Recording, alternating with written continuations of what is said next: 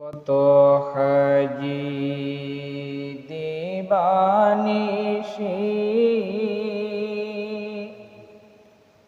আপনার কদমে চলে যায়।